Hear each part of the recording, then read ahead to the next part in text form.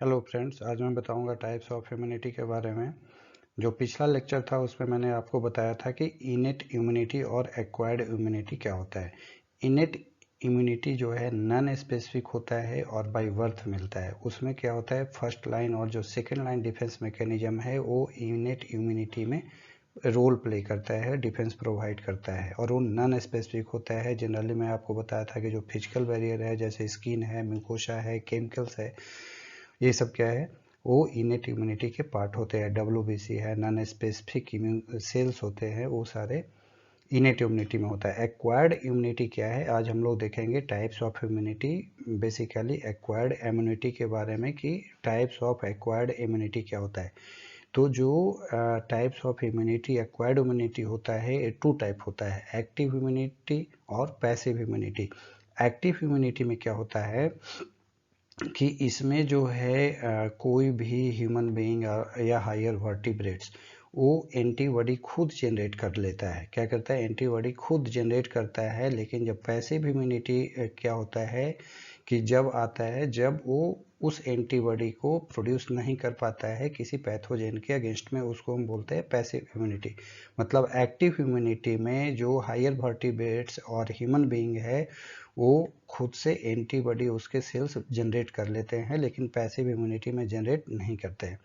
Active immunity भी two types होता है। एक क्या होता है, नेचुरली एक्वायर्ड एक्टिव इम्यूनिटी। इसमें क्या होता है कि जो ह्यूमन बीइंग का बॉडी है उसके जो इम्यून सेल्स होंगे वो खुद से एंटीबॉडी फॉर्म कर लेता है। आर्टिफिशियल एक्वायर्ड इम्यूनिटी में क्या होता है कि जो पैथोजेंस होते हैं उसी को एटीन्यूएट करके, उसको वीक करके जब उस ह्यूमन बीइंग के अंदर डालते हैं तो एंटीबॉडी फॉर्म करने लगता है। तो इसीलिए उसको हम बोलते हैं आर्टिफिशियली एक्वायर्ड, क्योंकि हम बाहर से एटीन्यूएटेड पैथोजन के डाल के एंटीबॉडी बनाने का जो सेल्स है उसको एक्टिवेट करते हैं। ठीक है। उसी तरह से जो पैसिव इम्यूनिटी होता है वो भी टू टाइप का है, एक है नेचुरल और दूसरा है आर्टिफिशियल। तो जो नेचुरल होता है, तो नेचुरल एक्वायर्ड ए बेसिकली क्या होता है कि जो ए आता है नेचुरल एक्वायर्ड पैसिव इम्यूनिटी, वो मदर से आता है। जो मदर के एंटीबॉडी होते हैं मेनली आईजीए, आईजीजी और आईजीओ, आईजीजी और आईजीए, वो क्या होता है कि मदर से न्यूली बॉर्न बेबी में पास कर जाता है प्लासेंटा और कोलोस्ट्रम के थ्रू। कोलोस्ट्रम क्या होते हैं, फर्स्ट ब्रेस्ट मिल्क को बोलते हैं। तो ऐसे जब वो इम्यूनिटी एंटीबॉडी बनाता है उसको बोलते हैं नेचुरली एक्वायर्ड पैसिव इम्यूनिटी। और आर्टिफिशियली एक्वायर्ड पैसिव इम्यूनिटी में क्या होता है कि ये एंटीबॉडी नहीं डालते, इसमें एंटी सीरम डालते हैं। जैसे देखो यहाँ पे क्या था कि आर्टिफिशियली एक्वायर्ड एक्टिव इम्यूनिटी में क्या करते हैं कि हम एटीन्यूएटेड पैथोजेंस को ही डालते हैं, तो जो ह्यूमन बॉडी का सेल्स है वो बनाने लगता है एंटीजन को, एंटीबॉडी को।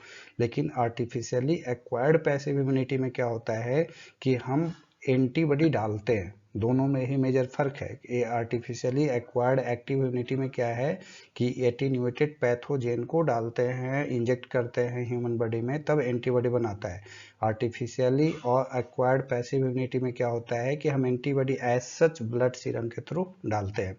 तो वन बाय वन हम लोग देखते हैं कि क्या होता है नेचुरली एक्वायर्ड एक्टिव इम्यूनिटी और passive acquired active immunity. Naturally acquired active immunity में देखो कि इम्यून जो इम्यूनिटी है, मतलब जो इम्यून सेल्स हैं, वो अगर क्या होता है कि जब कोई एक्टिव माइक्रो ऑर्गेनिज्म और पैथोजन जो कि डिजीज कॉज कर सकता है उसको बोल रहे हैं एक्टिव माइक्रो ऑर्गेनिज्म, जब नेचर में नेचुरली इंटर कर जाता है हमारे सेल के अंदर, शरीर के अंदर, तो क्या करता है, एंटीबॉडी प्रोड्यूस करने लगता है और वो इम्यून सिस्टम को स्टिमुलेट करता है जो ए एक्टिव माइक्रो ऑर्गेनिज्म गया है। ठीक है। और एंटीबॉडी प्रोड्यूस करेगा और वो क्या करता है, मेमोरी सेल्स बनाता है। मेमोरी सेल क्या है, जैसे जो बी सेल्स और टी सेल्स होते हैं उसी के कुछ और सेल्स होते हैं जिसमें मेमोरी आ जाता है। मतलब जब नेक्स्ट टाइम कोई भी पैथोजेंस अगर फिर से दोबारा आते हैं शरीर के अंदर, तो इस सेल्स को याद रखेगा कि ये किस टाइप के एंटीबॉडी हमें बनाना है। और ये लॉन्ग लाइफ होता है। अगर एक बार किसी उस माइक्रो ऑर्गेनिज्म का हमारा एक्सपोजर हो गया तो ये लॉन्ग लाइफ जो है ये मेमोरी सेल्स में रहेगा। याद रखना कि जो मेमोरी सेल्स होता है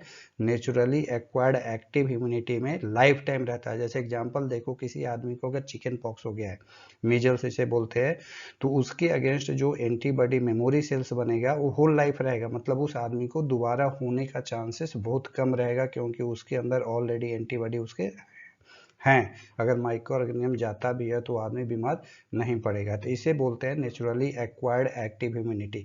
इसी तरह से जो आर्टिफिशियली एक्वायर्ड एक्टिव इम्यूनिटी क्या होता है कि यहाँ देखो, वहाँ जो इम्यून सेल प्रोड्यूस कर रहा था जब एक्टिव माइक्रो ऑर्गेनिज्म पैथोजेंस थे, मतलब ऐसे माइक्रो ऑर्गेनिज्म जिसमें कि डिजीज कॉज करने की प्रॉपर्टी थी। लेकिन आर्टिफिशियली में क्या करते हैं कि इस पैथोजेन जो है उसको इनएक्टिव कर देते हैं। उसको इनएक्टिव करते हैं, आर्टिफिशियली इंजेक्ट करते हैं ब्लड में या सब क्यूटेनियस मस्कुलर में। तो वो क्या करता है कि एंटीबॉडी बनाने लगता है। तो यही इनएक्टिवेटेड जो पैथोजेंस होते हैं इसी को बोलते हैं वैक्सीन, और इस प्रोसेस को जब इंजेक्ट करते हैं तो बोलते हैं वैक्सीनेशन। तो ये पैथोजेन को हम इनएक्टिवेट कैसे करते हैं? तो कोई भी मान लो कि पैथोजेंस है, वायरस है या बैक्टीरिया है जो पैथोजेनिक है, डिजीज कॉज करते हैं, अगर उसको एक सर्टेन टेम्परेचर पर हीट कर दें तो उसकी जो पैथोजेनिक प्रॉपर्टी होता है वो लॉस कर देता है। लेकिन उसमें प्रोटीन तो रहेगा ही। पिछले लेक्चर में बताया था कि जो कुछ स्पेसिफिक पेप्टाइड होते हैं वही सिर्फ डिजीज कॉज करता है और वही एंटीबॉडी को स्टिमुलेट करता है प्रोड्यूस होने के लिए। तो या तो हीट कर दें या रेडिएशन, जैसे गामा रेडिएशन कर देते हैं तो इनएक्टिव हो जाता है।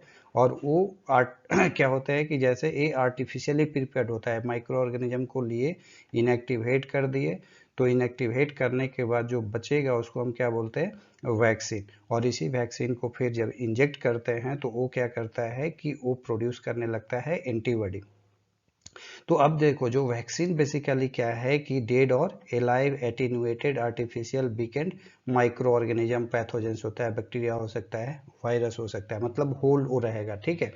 अब कुछ जो बैक्टीरिया होता है अगर उसके विथ सॉलिड पार्टिकल, मतलब होल कंपोनेंट ऑफ माइक्रोबियल अगर सिस्टम को अगर ले लेंगे या कुछ उसका पैथोजेनिक पार्ट को लेते हैं तो उसको बोलते हैं टैक्सोइड्स। लेकिन अगर कोई बैक्टीरिया और वायरस है कुछ सिक्रीट करता है, उसके लिक्विड मटेरियल को लेते हैं और उससे अगर हम एटेन्यूएट करके एंटीबॉडी प्रोड्यूस कराते हैं उसको बोलते हैं टॉक्सिन। मोस्ट इंपॉर्टेंट ये है कि ये भी क्या करता है कि आर्टिफिशियली एक्वायर्ड में ये मेमोरी सेल्स बनाएगा। ठीक है, क्या करेगा? मेमोरी सेल्स बनाएगा। और मेमोरी सेल्स बनाएगा तो अगर नेक्स्ट टाइप उसी माइक्रो ऑर्गेनिज्म का अगर इन्फेक्शन हुआ तो वो आदमी प्रोटेक्ट करेगा, उसका डिफेंस सिस्टम प्रोटेक्ट करेगा डिजीज होने से। तो जैसे मान लो कि जो वैक्सीन आता है, बीसीजी वैक्सीन है या पोलियो वैक्सीन है, डीपीटी वैक्सीन है, एमएमआर वैक्सीन है, हेपेटाइटिस का वैक्सीन है, ये अगर एक बार ब्लड में इंजेक्ट हो गया तो मेमोरी सेल जनरेट हो जाएंगे और नेक्स्ट टाइम अगर ऐसे पैथोजेंस आते हैं तो फिर कोई डिजीज कॉज नहीं कर पाएंगे। इसी तरह से क्या होते हैं कि जो पैसिव इम्यूनिटी होता है ना, जैसे हम लोग पढ़े कि जो एक्टिव इम्यूनिटी होता है वो भी नेचुरली एक्वायर्ड हो सकता है या आर्टिफिशियली हो सकता है। उसी तरह से पैसिव इम्यूनिटी भी नेचुरली एक्वायर्ड होता है और पैसिव एक्वायर्ड होता है। तो पैसिव इम्यूनिटी में मैंने अभी आपको बताया कि ये किसी तरह के खुद का एंटीबॉडी इसमें नहीं बनता। क्या है? एक्टिव इम्यूनिटी में बनता है लेकिन पैसिव इम्यूनिटी में नहीं बनता है।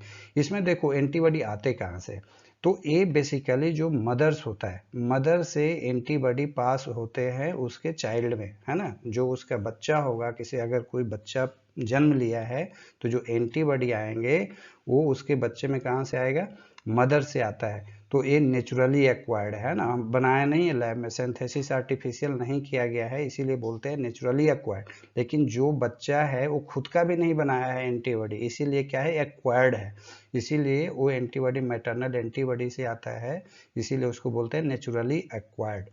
अब एंटीबॉडी इंटर कैसे करता है? तो दो ही एंटीबॉडी है जो कि मदर से बेबी में आता है, एक है आईजीजी और एक है आईजीए। तो जो आईजीजी है वो प्लासेंटा से जब अटैच बेबी होता है तो अम्बिलिकल कॉर्ड के थ्रू उसके ब्लड सर्कुलेशन में आ रहा होता है बिफोर डिलीवरी, जब बच्चा अपने माँ के वूम में होता है। आफ्टर डिलीवरी क्या होता है कि आईजीए जो है, जो मदर का फर्स्ट मिल्क होता है, कोलोस्ट्रम जिसे बोलते हैं, फर्स्ट ब्रेस्ट मिल्क, उसमें क्या होता है? आईजीओए होता है और वो बच्चे में ट्रांसफर हो जाता है।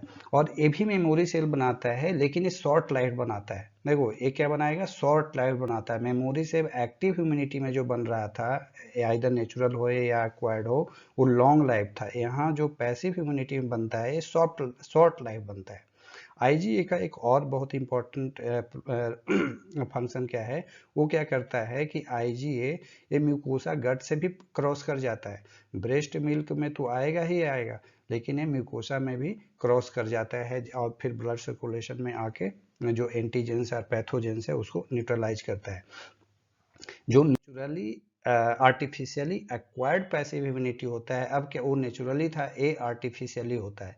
इसमें क्या होता है आर्टिफिशियली में कि अगर कोई आदमी बहुत ज़्यादा बीमार हो गया है, उसका सारे इम्यून सिस्टम और ऑलमोस्ट जितने भी इम्यून सिस्टम है वो अब प्रोड्यूस एंटीबॉडी नहीं कर रहा है। वो अब उस बीमार आदमी का इम्यून सिस्टम इतना वीक हो गया है कि वो एंटीबॉडी प्रोड्यूस नहीं करेगा। तब क्या करते हैं कि हम एक्सटर्नल एंटीबॉडी डालते हैं। देखो जो याद होगा कि एक्टिव इम्यूनिटी में एंटीबॉडी खुद ही बन रहा था, लेकिन यहाँ करते हैं आर्टिफिशियली पैसिव इम्यूनिटी में कि हम बाहर से एंटीबॉडी इंजेक्ट कर रहे हैं, है ना। और करते कैसे, एंटी सीरम के फॉर्म में करते हैं। वहाँ पर हम एटीन्यूएटेड फॉर्म में करते हैं एक्टिव इम्यूनिटी में, लेकिन यहाँ पर क्या कर रहे हैं, एंटी सीरम के फॉर्म में दे रहे हैं। एंटी सीरम में क्या होता है, एंटीबॉडी कुछ होते हैं और फिर जाके वो इंड्यूस करता है इम्यून सिस्टम को पैथोजन के अगेंस्ट में फाइट करने के लिए, डिफेंस करने के लिए। एंटी सीरम बनता क्या है कि कहाँ पर है, ह्यूमन से भी लिया जा सकता है और एनिमल से भी। जनरली जो ये बनाया जाता है रैबिट से या हॉर्स से या पिग से या काउ जो है न्यूली बॉर्न काउ बेबी होता है, उससे भी ये एंटी सीरम बनाया जाता है। जैसे मान लो कि कोई स्पेसिफिक एंटीबॉडी हमें डालना है, तो उसके एंटीजन हम अगर ह्यूमन में और एनिमल्स में इंजेक्ट कर देंगे, उसके अगेंस्ट बहुत सारा वो एंटीबॉडी बनाएगा।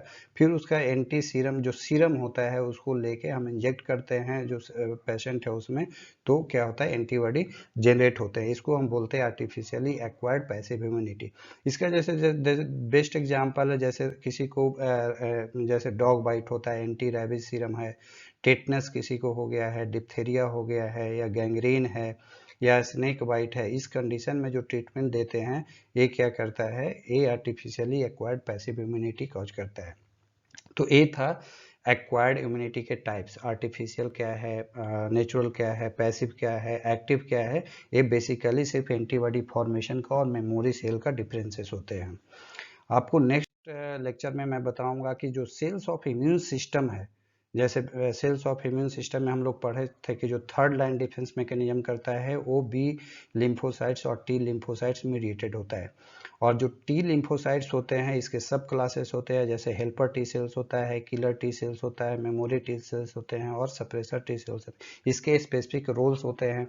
किलर सेल क्या करेगा, मेमोरी टी सेल्स क्या करेंगे, हेल्पर टी सेल्स जो है तुम्हें हमने बताया था कि जो किलर हेल्पर टी सेल्स होते हैं ये क्या करता है कि स्पेसिफिक रिसेप्टर पे जाके ही ये साइटोकाइनिन और अनदर मॉलिक्यूल को सिक्रेट कराता है और जो पैथोजेंस है उसे किल करता है, उसे न्यूट्रलाइज करता है।